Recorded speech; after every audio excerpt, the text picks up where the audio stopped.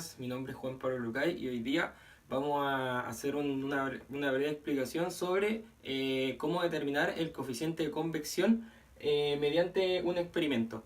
Bueno, básicamente el experimento es el siguiente. Nosotros vamos a calentar un cubo de material SAE 1020 de dimensiones 40.2 por 41.6, que es la cara superior, y lo vamos a introducir aquí en un cubo que va a estar aislado térmicamente de materiales de corcho aquí alrededor y plumavit señalado aquí con líneas de raya en el diagrama. Entonces, ¿qué buscamos nosotros con este experimento? Nosotros simplemente queremos determinar el coeficiente de convección H. Entonces, explicando ya más que nada el procedimiento experimental del laboratorio, nosotros vamos a hacer lo siguiente. Vamos a montar el cubo anteriormente escrito, que a todo esto tiene una masa de 593.3 gramos. Lo vamos a montar mediante un plato y lo vamos a calentar mediante un mechero. Este cubo, cabe mencionar que tiene una pequeña cavidad por donde nosotros vamos a introducir un termómetro, porque resulta que nosotros queremos buscar que el cubo se caliente hasta una temperatura de 70 grados Celsius. Cuando llegue ese momento, nosotros vamos a tomar el cubo con unas pinzas por medidas de precaución y las vamos a introducir dicho cubo aquí en la cavidad que anteriormente habíamos dicho, de la caja de aislamiento. Inmediatamente nosotros vamos a cerrar la caja y vamos a sacar el termómetro de aquí donde está montado nuestro montaje al comienzo y lo vamos a introducir a esta caja de aislamiento. Entonces vamos a esperar que la temperatura se estabilice. Y acá de mencionar que nosotros vamos a determinar el coeficiente de convección H vamos a determinar dos coeficientes de convección.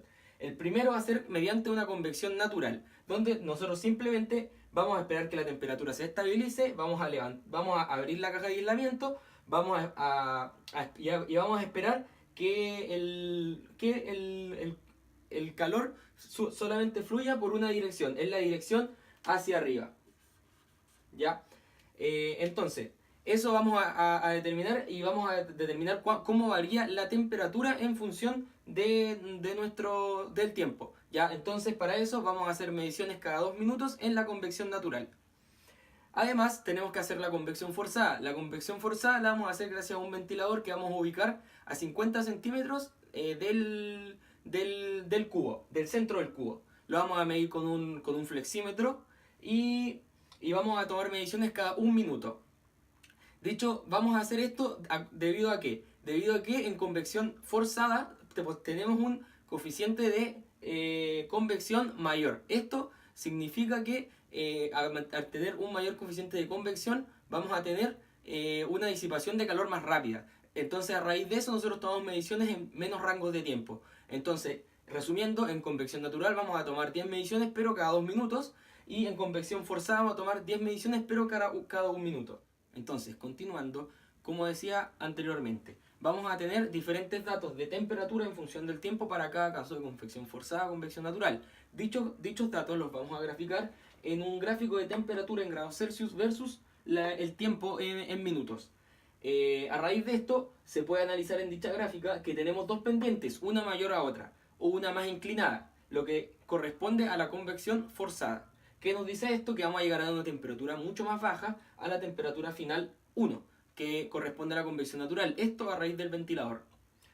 Entonces, como datos, nosotros vamos a medir la velocidad del ventilador. Vamos a hacer 3 mediciones y vamos a calcular un promedio mediante un anemómetro, si no me equivoco, y vamos a obtener una velocidad promedio de 1.13 metros partido por segundo. Dicha velocidad la vamos a ocupar posteriormente en los cálculos. Entonces, nosotros mediante este experimento buscamos encontrar dos coeficientes de convección, uno teórico y uno experimental. Primero, para calcular el experimental, nosotros vamos a hacer uso aquí de un balance de energía, ¿ya? Entonces vamos a tener un calor de entrada o el calor almacenado gracias a que previamente calentamos el cubo con el mechero, y vamos a tener un calor de salida que simplemente va a ser calor de convección. Es necesario recordar que, como explicaba anteriormente, la caja de aislamiento permite que solo el flujo de convección, en este caso, sea solo en la cara superior. Las otras cajas se asume que están aisladas y que no hay transferencia de calor por ningún lado, ni por las caras laterales ni por la cara inferior. Entonces, ¿qué vamos a tener? El calor inicial, que va a corresponder a la masa la masa del cubo que ya teníamos, el calor específico, que es 0,46, si no me equivoco, kilojoule dividido grado Celsius kilogramos, por la variación de temperatura con respecto al tiempo. Dicho dato lo obtenemos acorde a la gráfica, que representaría la pendiente de cada uno de los dos gráficos. Vamos a tener dos pendientes, una mayor a la otra. Para el caso de la convección, recuerden, convección forzada, un valor mucho mayor. Entonces, tenemos la masa, el calor específico, la pendiente del gráfico o variación de la temperatura respecto al tiempo, para el caso de como el calor almacenado en el sistema. Y el calor que va a salir, que sería el Qout, va a corresponder a el coeficiente de expansión, el coeficiente de convección por el área que está expuesta a la convección, que en este caso sería la cara superior del cubo, por la diferencia de temperatura. Y la diferencia de temperatura corresponde a una temperatura promedio que vamos a utilizar restada con la temperatura ambiente. Entonces, a raíz de esto podemos calcular los H experimentales, vamos a tener dos, pero necesitamos los H teóricos. Para el caso de la convección forzada vamos a hacer uso de tres números. Vamos a necesitar el uso del Reynolds, del número de Prandtl y el número de Nusselt. Entonces, vamos a partir calculando el número de Reynolds y vamos a llegar a la conclusión de que vamos a tener un flujo laminar. Al tener un flujo laminar, nos permite hacer uso de una ecuación de Nusselt, que es aquí encerrada como en un círculo, ¿ya? Explicando más que nada los parámetros. El número de Reynolds corresponde a la densidad por la velocidad por la longitud característica dividido en la viscosidad del material. Todo esto, datos característicos, la velocidad lo obtuvimos mediante la medición del anemómetro y la longitud característica la obtenemos dividiendo el volumen del cubo, lo dividimos en el área superficial. ¿Ya? El número de Prandtl lo calculamos como el calor específico por la viscosidad dividido en la conductividad térmica. Y hay que mencionar que también hay otros métodos para poder calcular dicho número, pero nosotros esta vez vamos a ocupar este. Y el número de Nusselt se define como la conductividad, o sea, el coeficiente de convección por la longitud característica dividido en la conductividad térmica. El procedimiento para la convección forzada va a ser el siguiente. Vamos a determinar este número de Prandtl y el número de Reynolds. Dichos dos datos los vamos a incorporar aquí en la ecuación anteriormente mencionada, que es para cuando se obtiene un flujo laminar y un número de Prandtl menor a 1. Para nuestro caso nos dio un número de Prandtl igual a 0,7. ¿Ya? Entonces a nosotros nos dio 0,7. Podemos hacer uso de esta ecuación, ¿ya? Que más que nada es una ecuación empírica, ¿ya? Mediante esta ecuación vamos a obtener el número de Nusselt.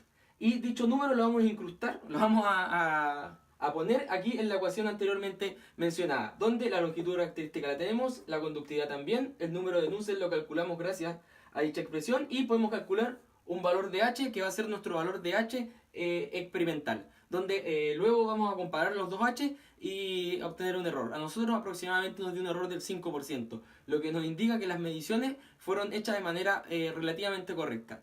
Es necesario mencionar, algunos errores podrían caer por el hecho de que nosotros asumimos que no hay flujo de calor en las paredes, sabiendo que sí hay, ¿ya? Además, hay errores en los cálculos, errores instrumentales y una serie de errores que uno obvia en el laboratorio, así que más que nada son para comprender la materia, ¿ya?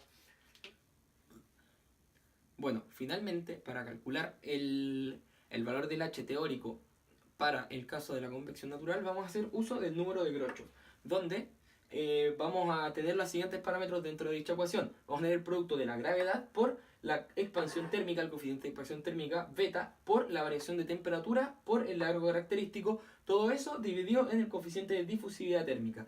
Dichos datos vamos a incorporarlos en las ecuaciones aquí anteriormente descritas para calcular el valor del H teórico para la convección natural, haciendo uso de los números adimensionales anteriormente descritos. Bueno, más que nada esto ha sido el laboratorio número 2.